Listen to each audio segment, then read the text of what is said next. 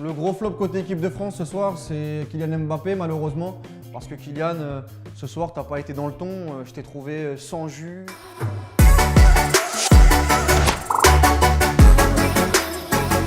Résultat négatif pour l'équipe de France, un peu décevant parce qu'il fallait lancer cette campagne de qualification de la meilleure des manières. Et tant dans le résultat que dans la manière, ce soir, j'ai vraiment été déçu. Alors bien entendu, on pourra mettre ça sur la fatigue, sur le fait qu'il n'y a pas eu beaucoup d'entraînement entre le dernier rassemblement et le match.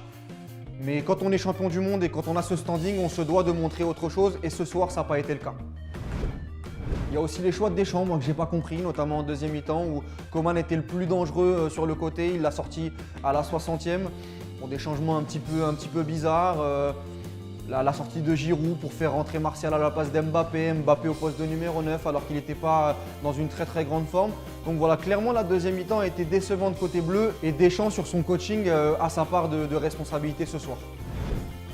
Le gros flop côté équipe de France ce soir, c'est Kylian Mbappé malheureusement. Parce que Kylian, ce soir, tu n'as pas été dans le ton. Je t'ai trouvé sans jus, peut-être fatigué par les dernières échéances avec le Paris Saint-Germain et les échéances qui vont arriver après le rassemblement. Mais quand tu mets le maillot de l'équipe de France, Kylian, tu dois le respecter un minimum. Et ce soir, je trouve que tu n'as pas, même sur le duel, le but des Ukrainiens, il vient sur un duel perdu de ta part où je te sens pas, il faut mettre le pied à un moment donné, je te sens pas. Les Ukrainiens, ils vont pas te regarder jouer. C'est pas parce que tu es Kylian Mbappé, que tu coûtes 180 millions et que tu es l'une des plus grandes pépites mondiales qu'ils vont te laisser jouer. Et sur ça, j'ai été un peu déçu. Même en première mi-temps, tout ce que tu as essayé de faire, ça n'a pas été d'une grande réussite. En deuxième, même quand Deschamps t'a replacé au poste de numéro 9, ça n'a pas été grandiose. Donc ce soir, malheureusement, tu fais partie des flops en espérant voir mieux sur le match contre le Kazakhstan et contre la Bosnie la semaine prochaine. Mon homme du match, c'est N'Golo Kanté qui a encore une fois été ultra précieux pour notre équipe de France. Il a pressé très haut, il a été très juste techniquement et puis surtout il a été régulier de la première à la dernière minute, contrairement à certains joueurs français. Et ce soir, notamment dans les temps forts de l'Ukraine, heureusement qu'il a été là parce que sinon on aurait pu avoir un résultat encore plus décevant. Est-ce que c'est une bonne chose quand le meilleur joueur de notre sélection c'est N'Golo Kanté? C'est toute la question, mais en tout cas lui, il est encore une fois régulier avec nos Bleus. Antoine Griezmann dans les tops pour récompenser sa première mi-temps qui a été d'une très bonne facture. On a retrouvé le Grisou façon équipe de France entre les lignes performant.